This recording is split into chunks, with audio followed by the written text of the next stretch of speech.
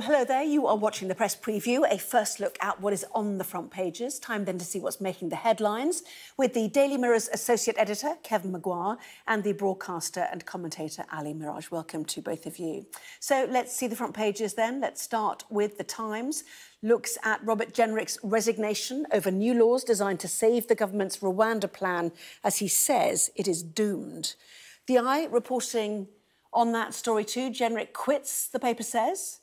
Also dominating the front of the Financial Times. The Guardian says Tories are in turmoil following the resignation, adding that the former minister may be positioning for a right-wing rebellion. The Telegraph focuses on Suella Braverman's warning that the party is heading for electoral oblivion. And the Daily Mail has this question: will the Tories ever give up fighting each other and start fighting Labour?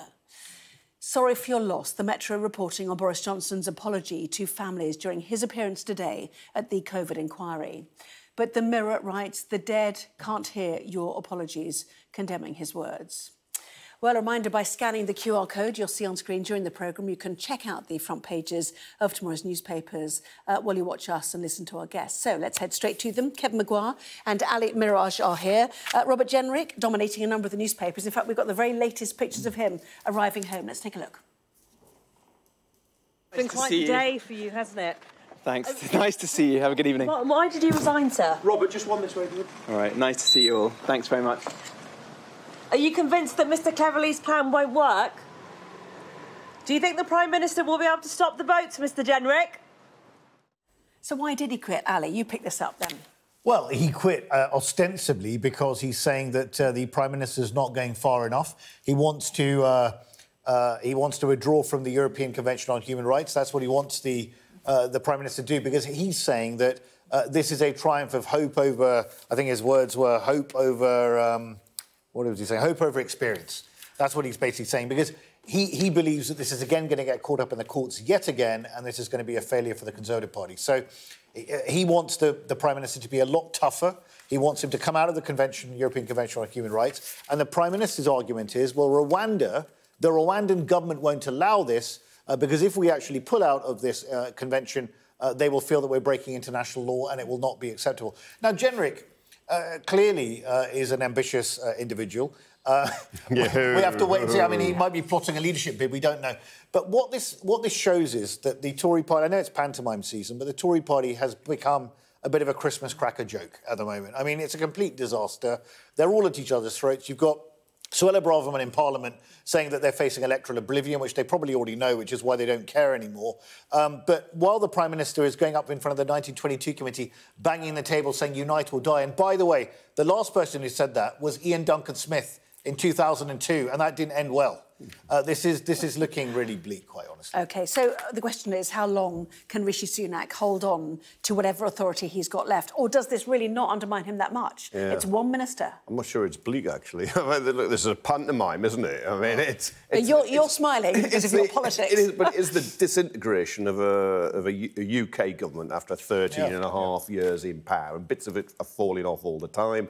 And I wondered what, if anything, politically this morning could knock Boris Johnson off the front page and the top of the news bulletins. And then, hey, along comes Jenrick, who is hugely ambitious.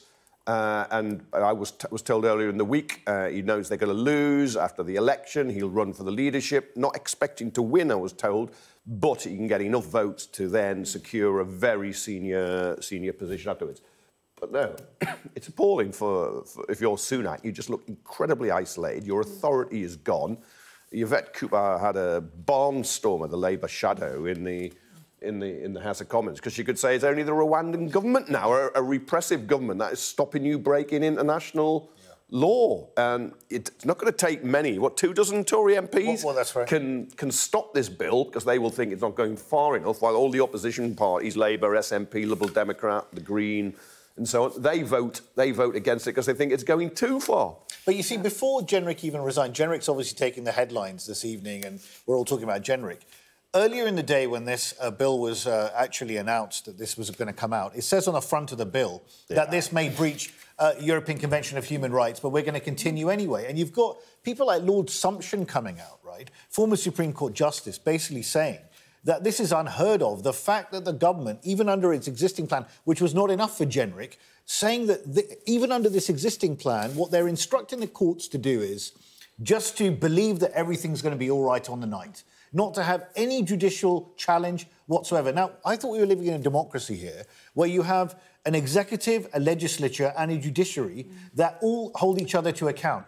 This is what this is basically saying is we, the executive, are going to get this passed in Parliament by the legislature and the judiciary will not count. But it's not the first time, because the Illegal Migration Bill, or Act now, as it was called, Suella Braverman, then Home Secretary, on the front said she couldn't say that was legal. I mean, look, for a party, the Conservative Party, that would always present itself as the party of law and order, it's kind of lawlessness and disorder right across the piece. And the Guardian is absolutely right there. They are in turmoil. Well, they're divided, aren't they? Yeah, the Times and the Telegraph are in. Let's see those as we talk, actually. You're right. The Safety of Rwanda, Asylum and Immigration Bill, as it's called, states that it is the judgment of Parliament that the Republic of Rwanda is a safe country. The bill says that every decision-maker, specifically mentioning the courts, as you said, must conclusively treat the Republic of Rwanda as a safe country. Yeah. So if you say it's safe, it's safe. Well, exactly.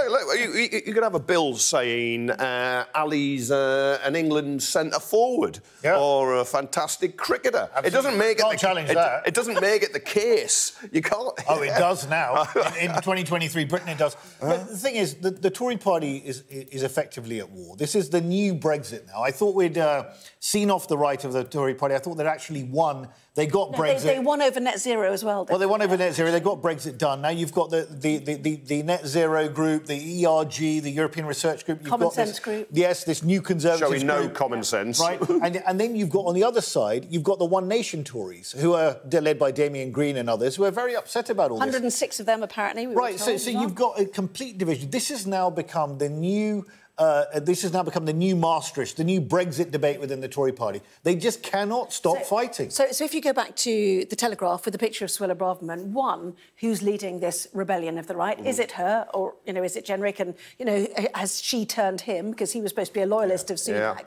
And secondly, is she right that actually the party faces oblivion if it does not fully stop the boats? Is it does that anyway. existential? Yeah, but it can't stop the boats. This bill would not. Rwanda would not stop the boats. But Rwanda is a deterrent. You can find other deterrents, can't you? But if it's a few hundred people and you got 30,000 this year, it's not going to work. It just won't work. I mean, I think it's immoral and wrong. But it was intended to be a wedge issue, to drive a wedge between Labour and the Conservatives for electoral purposes. What it's done is it's driven a wedge now through the Conservative Party. It is completely backfired on them. Look, I was supportive of trying to do something drastic with Rwanda. I was fully behind the government trying to take drastic action to stop people paying unscrupulous people, smugglers, to put themselves at risk and in harm's way in the Channel every year. We needed to be aggressive to get something done. But even I can realise that if it's gone into every court in the land, and you've now got the Supreme Court coming out with all sorts of issues only a few weeks ago, saying that, Rwanda's not a safe country, and all sorts of issues about refoulement, where you send people back to their country of origin, potentially to face persecution. Now what's happened? James Cleverly's gone out. He's signed a new treaty with Rwanda, right, to say that they can't send people back. They're trying to put safeguards in, and they've just changed the law now. The problem with all this is that the party looks completely and utterly divided. It looks weak. It's become a complete joke. And frankly, this is not going to actually have any impact at all. You can't just say that this is the law when you have no recourse to judges. I know, Ali, you were back in the day a candidate in happier days. Absolutely. I mean, you didn't get elected, but that wasn't your... It was the and I believe we should control these things. But you can see now, you say it looks a joke, utterly divided.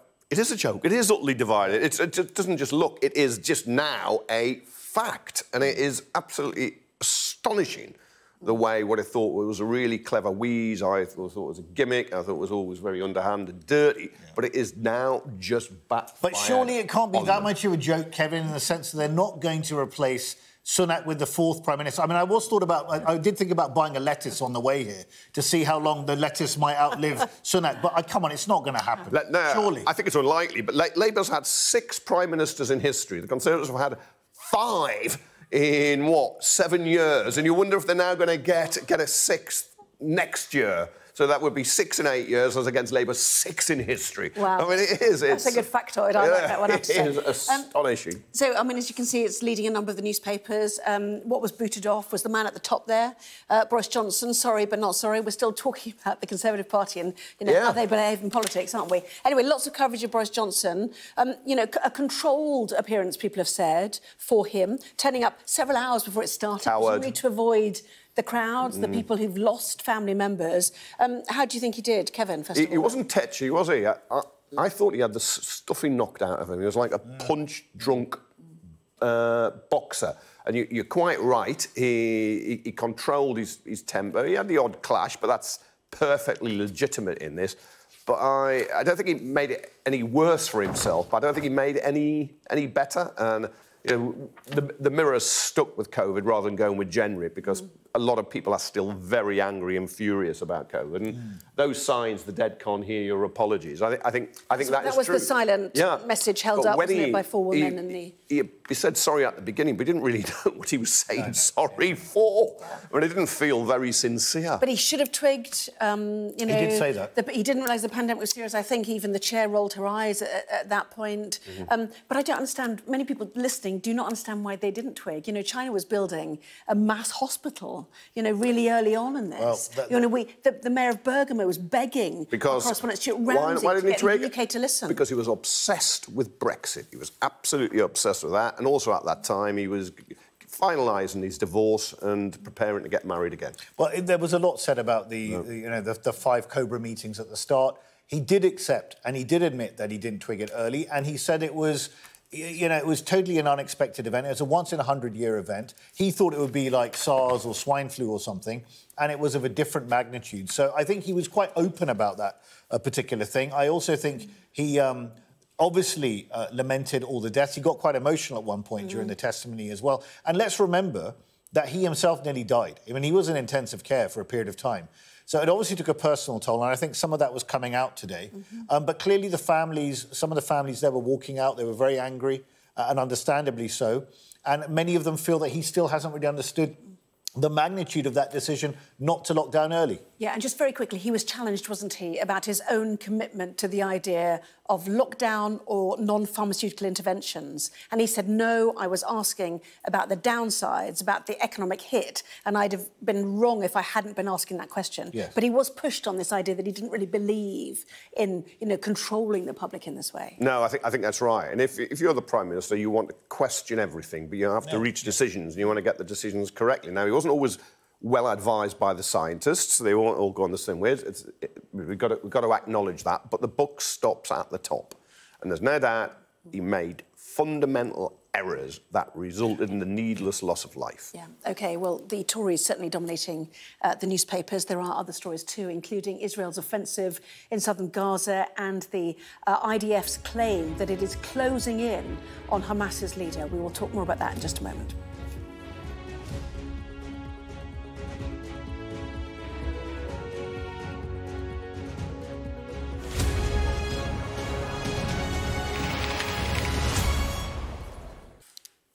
Well, welcome back. You are watching the press preview. With me now, the Daily Mirror's associate editor, Kevin Maguire, and the broadcaster and commentator, Ali Miraj. Welcome back to both of you. So let's go to the papers and talk about the latest situation with Gaza. The United Nations, clearly, with multiple warnings. But here, Israeli forces, Hamas fighting house to house, according to The Guardian, and closing in on Yahya Sinwar, the Hamas leader. To be fair, they've done this, they said before, on the 9th of November, in Gaza City. But here we are, different locations, same man. The man they want, of course. I'd be very surprised if he sat at home waiting for them to come calling. He probably moves around with the rest. But the Guardian's got the story on the front. It's gone into many inside pages, and yet people are still dying in huge numbers. Estimated 1,700 since the breakdown of the ceasefire on last Friday. But as the Israelis think they're closing in on him, Antonio Guterres, the Secretary-General of the UN, for the first time in his 6 years, has triggered what's called Article 99, which gets the Security Council to look at the humanitarian crisis in Gaza. And this is after one of their aid centres was raided as well. Yep. They said that shows civil order. Which, of course, has happened is before. It's breaking happened down. again. Yeah. There's fuel not going in. The desperation, some might say, or even they are saying. And people are being told to move around by the Israelis.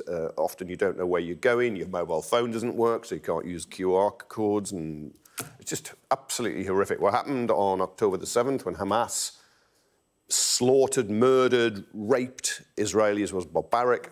But what's happening now is barbaric too in Gaza. As so many innocent civilians, including children and women, are killed by the Israeli assault in pursuit of Hamas. It's very difficult, isn't it? Because so many people have moved south. It's a very overcrowded area. You know, it was always one of the most densely populated parts of the world. Southern Gaza now really so. And the safe zones, the designated safe zones that Israelis are trying to send people to, there's not enough there to look after people for the weeks and months it might take for them to live there. No, there really isn't. And this is a humanitarian catastrophe unfolding in front of our eyes. You now have the Hamas health ministry figures of 16,000, and I know that people take that with a health warning, but you can see with your own eyes that thousands of people are dying. The suggestion I heard today was 7,000 are missing on top of that as well. And look, I was one of the people who, after that horrendous attack by Hamas on Israel on October the 7th, believed that Israel does have a right to defend itself. Of course it does. Yep. But what you're now seeing is that this is actually not helping Israel's case at all. In fact, the families and Israeli hostages themselves who've been released, some of them were actually shouting at Benjamin Netanyahu in a private meeting saying, what on earth are you doing? We're not going to be sacrificing our friends and family for the sake of your political future, because he's facing trial in his own country.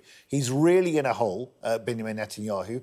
And at the moment, the danger is for the Israelis that he drags Israel down with himself to try and save himself. And this is exactly the kind of feedback he's getting from some of the hostages themselves who want to be reunited with their loved ones. They want him to strike a deal with Hamas to get the remaining 240 of the 240 people back. And it's looking absolutely dire. And you've got Antonio Guterres saying it's a complete breakdown in the humanitarian system. I mean, there's like a lawlessness going to break out. People are desperate for stuff. And I understand the Israelis want to wipe out Hamas, but that's another issue because they need to think, and this is what Biden told them from the start, don't be consumed by rage. This is what happened in Afghanistan when the Taliban was back in power, 20 years after the conflict started. What is the end game here? What is the solution? And the creation of Islamic State in Iraq and Syria, OK. by the West. Just one final story, which I know you wanted to talk about, which was, modern life meets drug use. This is cannabis dealers using QR stickers on street corners to sell their wares. You've got 10 seconds on I know, just use your phone and order it. It's happening in London, happening in Worcester. And, of course, condemn it. But isn't it great? Don't the cops just go along, do it, and then you'll immediately, track down where they are? Yeah, I would have thought it could absolutely backfire on me. Although it's basically been decriminalised. Exactly, I was going to say. And probably rightly so.